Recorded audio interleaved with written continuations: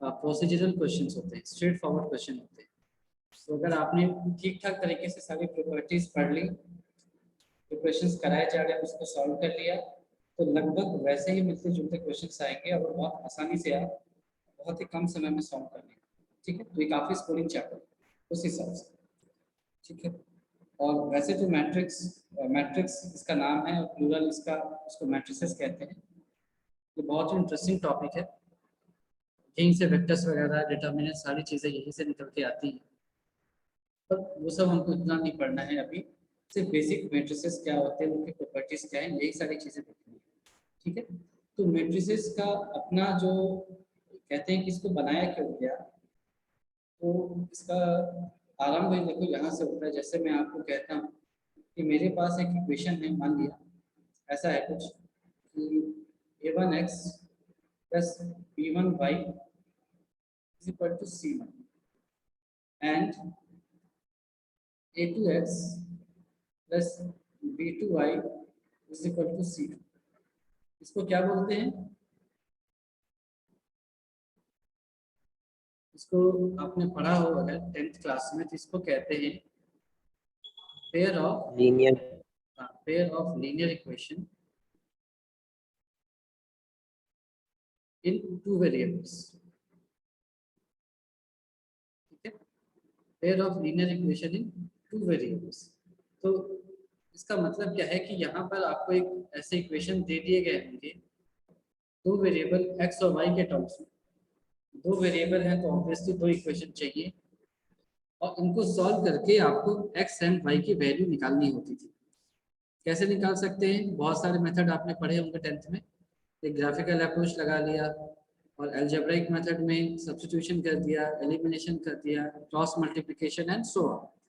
तो इस तरह से हम पेयर ऑफ जो आपकी ये लीनियर इक्वेशन है, दो वेरिएबल्स, उसको सॉल्व करके बड़ी ही आसानी से हम दो वेरिएबल्स निकाल सकते थे।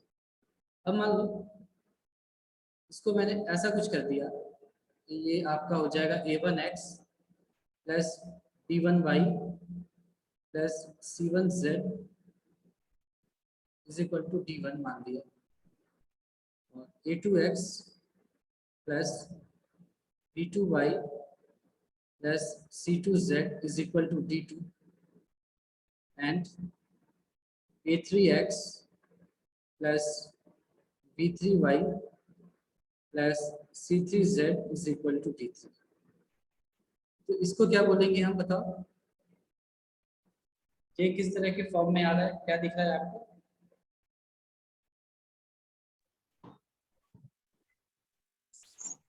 Linear equation three variable.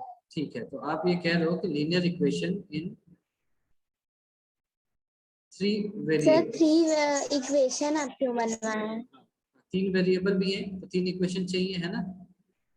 और अगर आपको ध्यान हो तो इसका ज्योमेट्रिकल मतलब क्या होता है कि जितने भी वेरिएबल होते हैं उतना ही डायमेंशन या उतने ही हम प्लेन की बात करते हैं। तो इसको मैं एक छोटे से लाइन में ऐसा लिखूं कि number of variables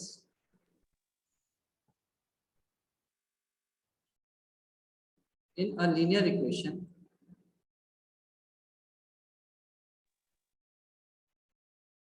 represent the number of NO dot मतलब number of dimensions in space। ठीक है, तो इसका मतलब क्या हुआ? इसका मतलब ये हुआ कि अगर मैं आपसे कहता हूँ ax is equal to b, ये कितने डायमेंशन को रिप्रेजेंट कर रहा होगा?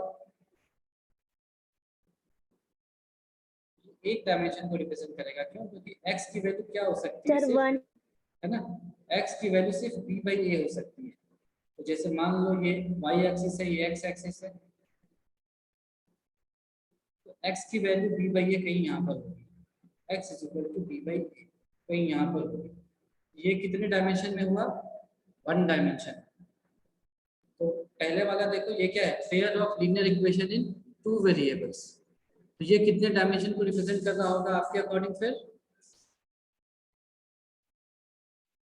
बताओ, pair of linear equation in two variables, फिर मैं कह सकता हूँ कि ये 2 डायमेंशन को रिप्रेजेंट कर रहा होगा, है ना? यस मतलब इसमें एक्स एक्सिस भी इन्वॉल्व होगा और वाई एक्सिस भी इन्वॉल्व होगा। और ये आपने पढ़ा है 10th तक कार्टेशियन कोऑर्डिनेट सिस्टम, या फिर सिंपल 11th में पढ़ा होगा कोऑर्डिनेट ज्योमेट्री में, जो लीनियर इक्वेशन जो स्ट्रेट लाइंस पढ़ा होगा आपने उसमें, है ना? 2x + 3y = 5, इस तरह का कुछ पढ़ा होगा, ठीक है? तो उसमें हम क्या करते थे, एक्स एक्सिस बनाया, वाई एक्सिस बनाया, एक रफ स्केच बनाया और सॉल्व कर लेते थे। तो उसी हिसाब से आप ये भी कह सकते हो कि लीनियर इक्वेशन इन 3 वेरिएबल्स का मतलब क्या होगा कि हम यहाँ पर 3 डायमेंशन की बात कर रहे होंगे, है ना? और ये क्या हो जाएगा, x axis, y axis, z axis. ये बेसिकली किसका इक्वेशन हो गया, एक तरह से प्लेन का इक्वेशन हो गया, जो आपने पढ़ा होगा या नहीं पढ़ा है। 3D पढ़ा है अभी तक? 3D ज्योमेट्री अभी तक नहीं पढ़ी होगी ना आपने? No sir, no sir. हाँ, कोई बात नहीं, आप बस इतना याद रखो कि कोई भी लीनियर इक्वेशन में जितने वेरिएबल होते हैं ना, उतने ही डायमेंशन की बात होती है। तो ये आपका इक्वेशन ऑफ प्लेन है। Equation of plane equation of line से बहुत मिलता जुलता है, सारी प्रॉपर्टीज मिलती हैं कुछ कुछ छोड़ करके। तो आप देख सकते हो, आपने लाइन में पढ़ा होगा a1x + b1y = c। यहाँ पर वैसा ही है, a1x + b1y + c1z = d। बस एक चीज को और जोड़ दिया, एक डायमेंशन और जोड़ दिया, बाकी सेम। ये तो बातें हुई। इसका मतलब क्या है? इसका मतलब ये है कि यहाँ तक तो ठीक है, अगर आप मुझे 3 डायमेंशन या इस तरह से कहूँ लीनियर इक्वेशन इन 3 वेरिएबल्स देते हो, तो भी मैं उसको मैनुअली सॉल्व कर लेता हूँ। लेकिन अगर मान लो आपने मुझे कुछ ऐसा दे दिया कि एग्जाम्पल, आपने मुझे कुछ ऐसा दे दिया कि a1x, है ना, + a2y करते करते ऐसा दे दिया an, इसको भी क्या मानूं मैं, फिर x और y मानने की बजाय मैं इसको x1 x2 वेरिएबल मान लेता हूँ। ऐसा यहाँ पर xn दे दिया और ये = मान लो आपका d1 आ गया, या d1 की जगह मैं इसको कुछ ऐसा मान लूँ जो हर जगह आए, जिसको मैंने λ1 मान दिया, ठीक है? फिर यहाँ पर आपने बोल दिया भाई b1 x1 + b2 x2 plus, sir. बोलो, सर थोड़ा तेज बोला करिए। मेरी आवाज क्या सर धीमी आ रही आवाज है? सर आती है, बस धीमी आती है, थोड़ा तेज बोलेंगे तो नहीं, अच्छा। मैं तो माइक के बहुत पास हूँ और काफी तेज बोल रहा हूँ। तो मुझे क्या सभी को धीमी आ रही है क्या? थोड़ी सी धीमी आती है। पता नहीं, हो सकता है नेट का इशू हो यहाँ पर, क्योंकि मैं तो माइक से बहुत पास में हूँ। चलो, तो ये हो गया। अच्छा ये बताओ कि जब हम लिख रहे हैं ऐसा a1x + a2x2 + an(xn) = Γ1 या कुछ भी मान रहे हैं, तो कितने इक्वेशंस चाहिए होंगे हमको आपके हिसाब से? क्या लगता है कितने इक्वेशंस बनाने चाहिए मुझे सॉल्व करने के लिए? एन n इक्वेशन चाहिए हमें, एंड है ना? तो ये मान लो n में कुछ भी रहा, मान लो ये आपको k1 रहा, है ना? k1 x1 + k2 x2 plus ऐसे करके मान लो kn xn = Γn, है ना? तो a से लेकर के k तक n टर्म्स नहीं होते हैं, ABCD करोगे तो, लेकिन मान लिया कि ये n टर्म्स है, ऐसा मान लो ये n टर्म्स है। अब इसको मैनुअली सॉल्व कर पाना बहुत मुश्किल होगा, है कि नहीं? इसको हम बैठ करके सॉल्व करेंगे तो हमारे 3-4 दिन तो इसी में लग जाएंगे, ठीक है? तो इस तरह के क्वेश्चन के लिए, वो सॉल्व करने के लिए जिस चीज का कहते हैं इन्वेंशन हुआ, उसको हम कहते हैं मैट्रिक्स, ठीक है? तो जो मैट्रिक्स था उसका जो प्राइमरी पर्पस था उसको इन्वेंट करने का, वो था to solve pair of linear equations, solve pair of linear equations involving, अभी आवाज ठीक आ रही है?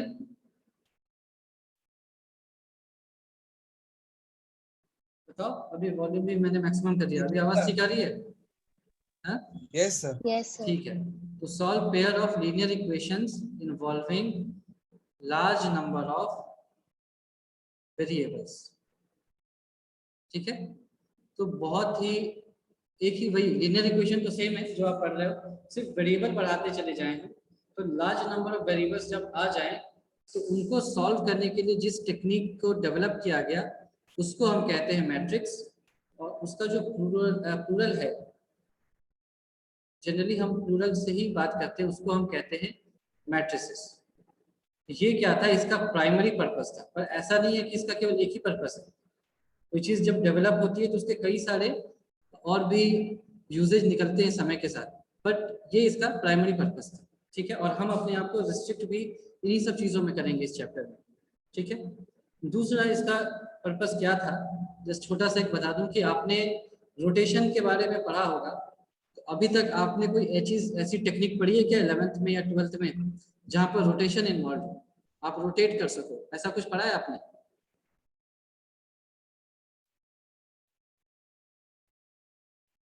बताओ, ऐसा कुछ याद है आपको कि 11th 12th में आपको कोई ऐसा टॉपिक पढ़ाया गया जो रोटेट करने में हेल्प करता हो या जिसमें रोटेशन इन्वॉल्व हो? मैं कोऑर्डिनेट ज्योमेट्री की बात नहीं कर रहा, उसमें तो आप मैनुअली रोटेट करते हो, मतलब एक ऑपरेटर, जैसे मुझे किसी चीज को रोटेट करना है तो उसको यूज करूंगा तो रोटेशन पॉसिबल हो जाएगा। ऐसा कुछ आपने पढ़ा है क्या अभी तक? No sir. किसी ने नहीं पढ़ा है? No No, sir. सर। नहीं पढ़ा तो सबने है, याद नहीं। मैं बताता हूँ, वो होता है आपका imaginary numbers. Imaginary numbers, complex number. जब इसको हम रियल के साथ कंबाइन करते हैं तब नंबर्स का कॉम्प्लेक्स बनता है। इमेजिनरी नंबर्स आप देखो क्या होता है, इसको बस शॉर्ट में बता दूं। ये आई है, ये है रियल एक्सिस। तो जब आपको किसी नंबर को 90 डिग्री रोटेट करना है ना, तो उसको आई से मल्टीप्लाई कर दो, यानी कि यहाँ पर 1 है मान लो, तो 1 को अगर मैंने आई से मल्टीप्लाई कर दिया तो वो क्या हो जाएगा, आई 1 इंटू आई, तो आई ही रहेगा, 1 को किसी से मल्टीप्लाई करो फर्क नहीं पड़ता। और इसका ओरिएंटेशन क्या हो जाएगा, रोटेशन बाई 90 डिग्री होता है ना, रोटेशन बाई 90 डिग्री होता है, याद रहेगा ये आपको।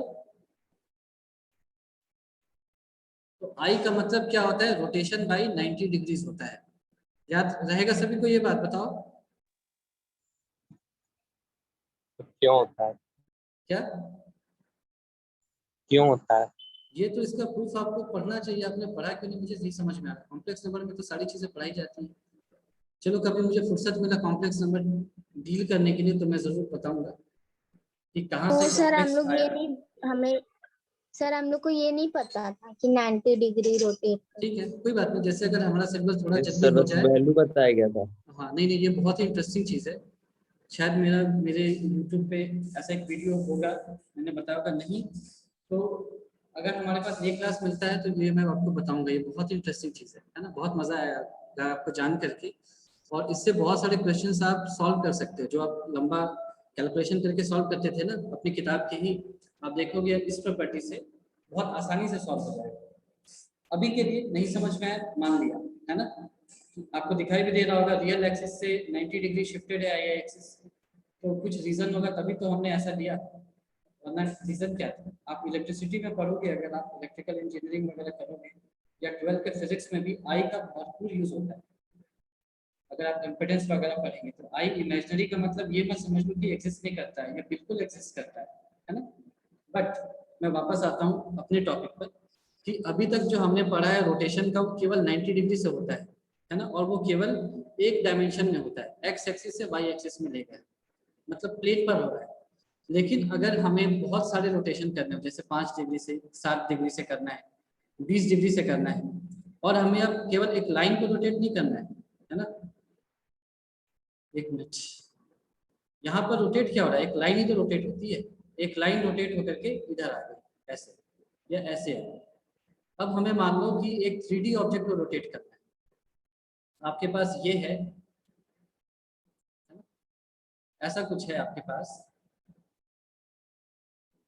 और ये आपको रोटेट करना है, इसको आप रोटेट करना चाहते हैं, तो इसके लिए भी हम मैट्रिक्स का यूज करते हैं।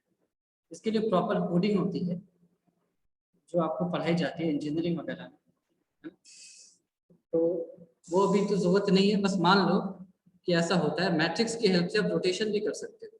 दूसरा, मैट्रिक्स का एक और यूज है एनक्रिप्शन। यानी कि आपने एक मैसेज भेजा डिकोड करके, मतलब सर इनकोडेड फॉर्म में, ऐसा कि उसको कोई समझ ना पाए।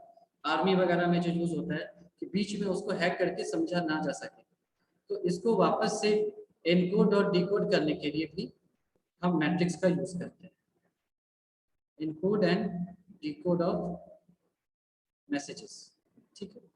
ये और भी है, वैसे क्रिप्टोग्राफी वगैरह में यूज होता है और भी चीजें, पर मैट्रिक्स पढ़ने से पहले ये छोटी छोटी बातें हैं जो हम जान जाएंगे। क्या कि अगर लीनियर इक्वेशन इन वेरिएबल्स आ जाएं हायर डिग्री, मतलब higher degree in the sense कि large number of variables involve हो जाएं, तो उनको जल्दी से सॉल्व करने के लिए सुपर कंप्यूटर्स हैं हमारे पास, उनकी हेल्प से मिली सेकेंड्स में हम सॉल्व कर लेते हैं by the help of matrices. दूसरा, अगर हमारे को 3D रोटेशन चाहिए, मतलब 3D ऑब्जेक्ट को रोटेट करना है स्पेस में, तो उसके लिए हम लोग यूज करते हैं मैट्रिसेस, क्योंकि अगर एक लाइन को रोटेट करना है 90 डिग्री से, तो वो तो कॉम्प्लेक्स नंबर से हो जाएगा, लेकिन एक 3D ऑब्जेक्ट कॉम्प्लेक्स नंबर से रोटेट नहीं हो पाएगा। उसी तरह से अगर मैसेजेस को एनकोड और डिकोड करना है, तब भी हम मैट्रिक्स का यूज करते हैं, एंड सो ऑन। इस पे और भी बहुत यूजेस है। तो एक तरह से जो बैकग्राउंड था वो आपको समझ में आ गया होगा मेरे ख्याल से, ठीक है। तो थोड़ा बहुत समझ में आया आपको कि मैट्रिक्स क्या है, बताओ। चलो, ढेर सारे वेरिएबल को सॉल्व करने। हाँ, बेसिकली मेन जो हमारा जो यूज है मैथ्स में 12th तक, वो यही है कि बहुत सारे वेरिएबल्स को सॉल्व करने के लिए, यानी कि बहुत कॉम्प्लिकेटेड चीज आपको दे दी जाए, उसको सिंप्लीफाइड में हम कैसे लिख सकते हैं। तो उसका हम एग्जांपल लिख सकते हैं कि मान लो कि आपके क्लास में 3 बच्चे हैं, तो एक बच्चा है, दूसरा है एक स्टूडेंट बी, तीसरा है सी। तो ऐसा आपने लिख लिया कि ए हैज, ये हर जगह ऐसे ही एग्जांपल देते हैं, तो मैं भी वही दे देता हूँ। ए के पास है मान लो 2 नोटबुक है ना, एंड 3 पेन्स है। एक लड़का है ए जिसके पास 2 नोटबुक है ना, और 3 पेन है। B has 5 notebooks and 7 pens, और C has मान लो 6 notebooks and 8 pens, ऐसा मान लो, ठीक है। तो ये आपको एक इंफॉर्मेशन मिल गई जिससे आप समझ रहे हो कि एक क्लास में ABC 3 बच्चे हैं, इनके पास इतने नोटबुक हैं और उतने पेन्स हैं। अब हम क्या चाहते हैं, हम चाहते हैं कि ये जो इंफॉर्मेशन हो जाए ये थोड़ा और पावरफुल वे में हम इसको रिप्रेजेंट कर पाए, यानी कि इतना लंबा चौड़ा वर्ड्स को यूज ना करें, थोड़ी शॉर्ट में कुछ हो जाए हमारा। तो हमने क्या किया कि ऐसे बॉक्स बना लिया स्टूडेंट, यहाँ पे बना लिया नोटबुक, और यहाँ पे बना लिया पेन, ठीक है। ऐसा हमने इंफॉर्मेशन के लिए ऐसा कुछ बना लिया। ए रख दिया यहाँ पर बी रखा और यहाँ पर सी रखा। तो ए के पास 2 नोटबुक हैं और बी के पास आपके 3 पेन हैं। बी के पास 5 नोटबुक हैं और 7 पेन हैं, और सी के पास 6 नोटबुक हैं और 8 पेन हैं। इसको आपने एक प्रॉपर बॉक्स की तरह बना दिया।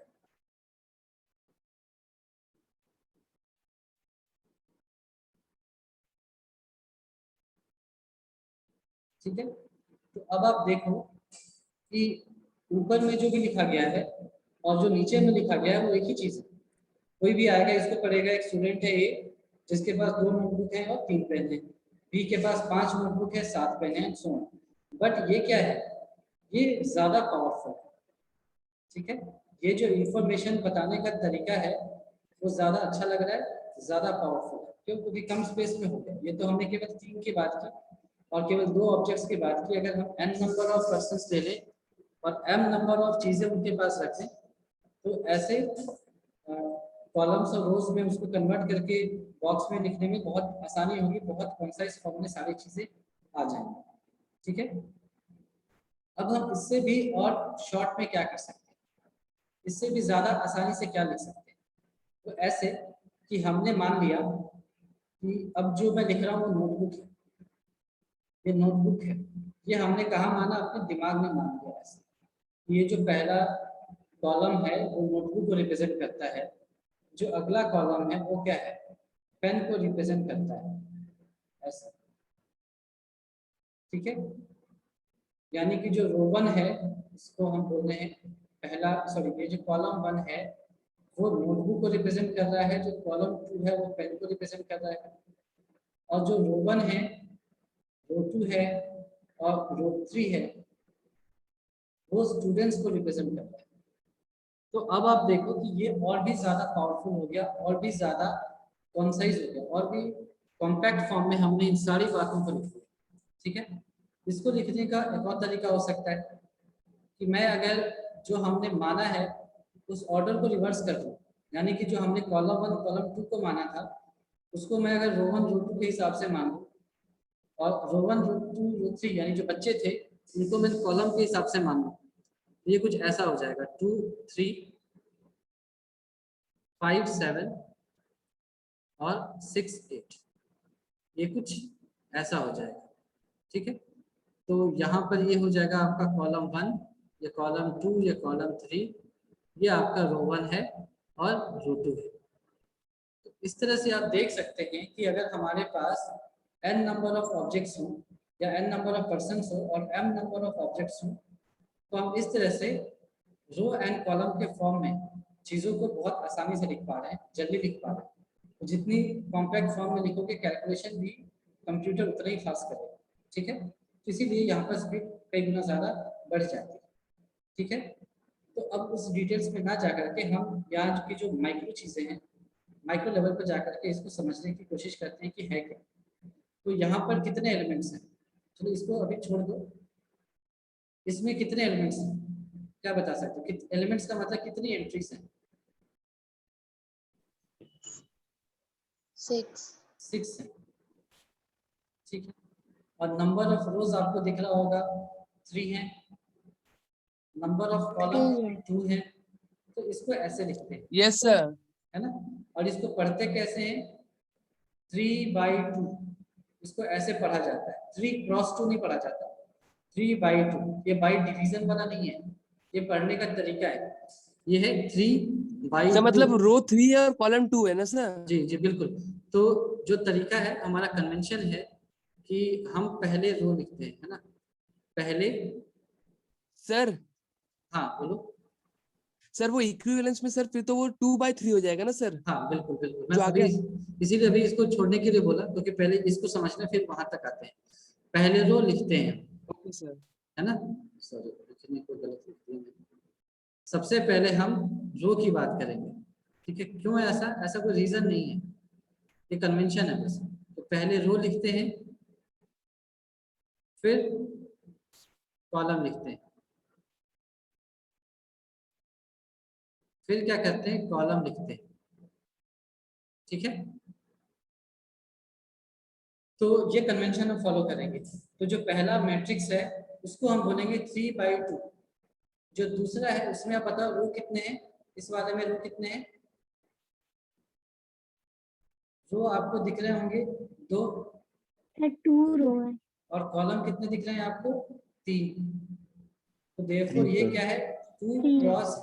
2/3 हाँ 2/3 मैट्रिक्स इसको बोलेंगे, ठीक है।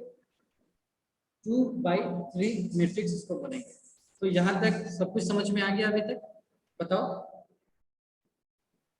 सर ये क्यों एक्सचेंज कर दिए? ऐसे ही मतलब ये तरीका है कि मान लो कि ये तो मैंने बोल दिया ना कि भाई मैं तो रो जो है ना उसको स्टूडेंट्स मान रहा हूँ, और जो कॉलम है उनमें नोटबुक और पेन को मान रहा हूँ। आप कह दो कि नहीं मैं कॉलम को स्टूडेंट मानूं और रो को पेन और नोटबुक मानूं, उसमें क्या दिक्कत है? कोई दिक्कत नहीं है, ये समझाने का और लिखने का तरीका मात्र है। आप पहले ऑलरेडी डिफाइन कर लो, है ना। आप ऑलरेडी डिफाइन करोगे ना कि कॉलम का मतलब होता है नंबर ऑफ स्टूडेंट्स, रो और रो मतलब यहाँ पर नोटबुक और पेन को रिप्रेजेंट करता है। तो जैसे आप डिफाइन करोगे सॉल्यूशन वैसे ही आएगा, है ना, नंबर ऑफ सॉल्यूशन वैसे ही आएंगे, ठीक है। तो आखिरी में और अंडरस्टूड होगा कि जो कॉलम की वैल्यूज आ रही हैं वो बच्चों के लिए हैं, और जो रो की वैल्यू आ रही है वो उनके पेन और नोटबुक के लिए है। उसी तरह से पहले केस में भी वैसा ही होगा। आप पहले ही डिफाइन करोगे कि कॉलम क्या है, रो क्या है, सॉल्व करने के बाद जो वैल्यू आएंगी वो अंडरस्टूड होंगी, ठीक है।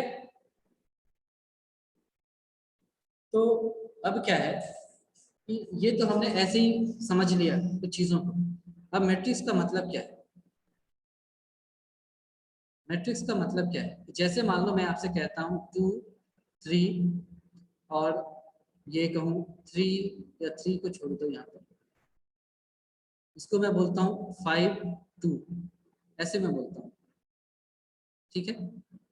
तो अगर मैं आपसे पूछूं कि रो 1 में है ना एंड कॉलम 2 में क्या लिखा हुआ है, तो क्या बताओगे? रो 1 में सर 3। 3 लिखा हुआ है ना, ये समझ में आ गया। इसको मैं यहाँ नाम भी दे देता हूँ Yes. आपका, ये रो 1 है, ये R2 है ना, ये आपका कॉलम Sir. 1 है, ये कॉलम 2 है। एक हाँ बताओ सर 3 कैसे है सर, एक और बता दीजिए ना सर। देखो देखो देखो कॉलम network कैसे issue आप हो याद गया। रखते हैं कि अब आप जैसे आप देखो ना घर बनाते हैं ना आप लोग, तो आप देखते हो घर जो है पिलर्स पे खड़े होते हैं आजकल, ये सर 2 by 2 दिख तो रहा है ठीक सर। है। तो ये जो पिलर्स पे खड़े होते हैं इन पिलर्स को कॉलम भी बोला जाता है, पिलर्स यस को सर, यस कॉलम भी सर। बोला जाता है। तो कॉलम का मतलब क्या हो गया, एक तरह से हाइट, लंबाई हो गई। तो ये याद रखना कि जो लंबाई दिख रही ना आपको वो कॉलम होगा, और जो दूसरा जो सोया हुआ है वो रो हो जाता है ना। तो जो आपके वर्टिकल है वो आपके कॉलम हो गए, जो हॉरिजॉन्टल है वो आपके रो हो गए। अब कहा गया रो 1 में आ जाओ, तो रो 1 में आ गए हम। तो रो 1 में क्या क्या है, 2 है और 3 है। फिर इसके बाद कहा कि कॉलम 2 में भी आ जाओ, तो रो 1 और कॉलम 2 यही आ रहा है, ये रो 1 भी है और कॉलम 2 में आ गया, तो ये एलिमेंट क्या हो गया 3। फिर मैं आपसे कहूं अगर कि उसको उल्टा कर दो, कॉलम 1 एंड रो 2, ये बता दो। तो कॉलम 1 में गए तो कॉलम 1 में मुझे 2 और 5 मिला, फिर रो 2 में गए तो रो 2 में मुझे 5 मिला, सर 5 मिलेगा। है ना। तो ये 5 है। तो इसका मतलब क्या है, इसका मतलब ये है कि आप 1 और 2 को तो सेम रखो, लेकिन अगर आपने रो और कॉलम को इंटरचेंज कर दिया तो फिर जो एंट्रीज आ रही हैं वो भी अलग हो जाएंगी, वो सेम सर नहीं रहेगी। हाँ बताओ। मतलब सर ये जो कॉलम 1 है, रो 2 है सर, ये पॉइंट बताता है सर, मतलब डायरेक्शन उसकी जगह बताता है ना सर, हाँ कि जगह पे बिल्कुल कौन सी बिल्कुल जगह है। बिल्कुल, वो जगह बता रहा हूं, मैं वहीं पर आ रहा हूँ ताकि आपको पहले ये समझ में आ जाए कि रो और कॉलम में, जैसे मैंने यहाँ पर पहली चीज 1 रखी थी, बाद में 2 रखी थी, यहाँ पर भी पहली चीज 1 रखी है, दूसरी क्या है 2 रखी है, लेकिन मैंने रो और कॉलम को इंटरचेंज कर दिया तो जो एंट्री है वो भी चेंज हो गई, ठीक है। तो इसका मतलब क्या है कि मैट्रिक्स को हिंदी में बोलूं अगर, मतलब अपने देसी भाषा में बोलूं कि मैट्रिक्स मतलब है क्या, तो ये क्या है, एक सजावट का तरीका है ना, ये सजावट का तरीका है।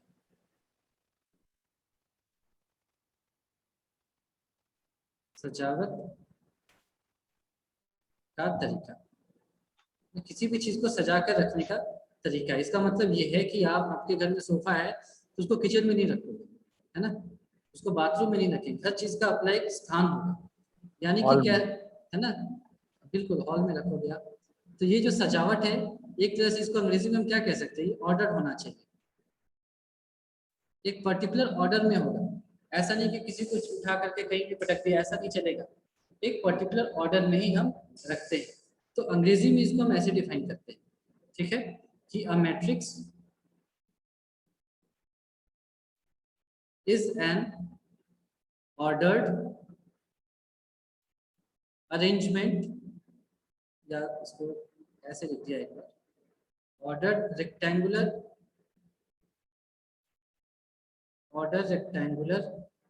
एरे, मैं जानबूझ के ये वर्ड यूज कर रहा हूँ, रेक्टेंगुलर अरे ऑफ नंबर्स और फंक्शंस, ठीक है। मैंने जानबूझ करके यहाँ पे मतलब क्या होगा? बता रहा हूँ, मैंने जानबूझ के वर्ड यूज किया। आपको एक चीज तो समझ में आ गया कि ऑर्डर्ड अरेंजमेंट है, सजावट का मतलब क्या हो गया, हम उसको अरेंज कर रहे हैं, और कैसे भी अरेंज नहीं किया, ऑर्डर्ड तरीके से ही उसको अरेंज किया। ये समझ में आ गया, यहाँ तक बात समझ में आ गई, ठीक है। तो यहाँ पर एक चीज देखो, Yes, sir. एक वर्ड है रेक्टेंगुलर एरे, है ना, रेक्टेंगुलर एरे यानी कि एक रेक्टेंगुलर शेप में होता है, ऐसा ऐसा। एरे का मतलब होता है अरेंजमेंट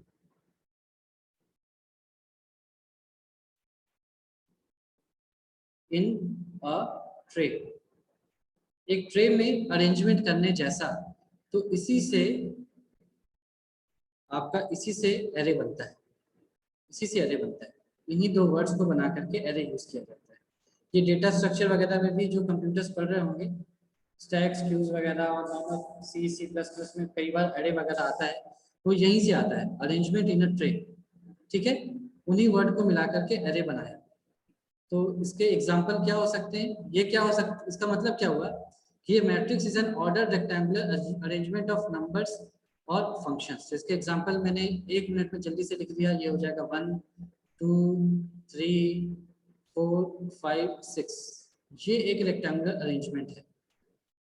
या फिर ये कुछ ऐसा भी हो सकता है 1 + i 2i 0 5 -3i 6। ये भी एक रेक्टेंगुलर अरेंजमेंट है। या फिर इसको मैं ऐसे भी लिख सकता हूँ cos x 2 sin x, है ना, 0 5 tan x।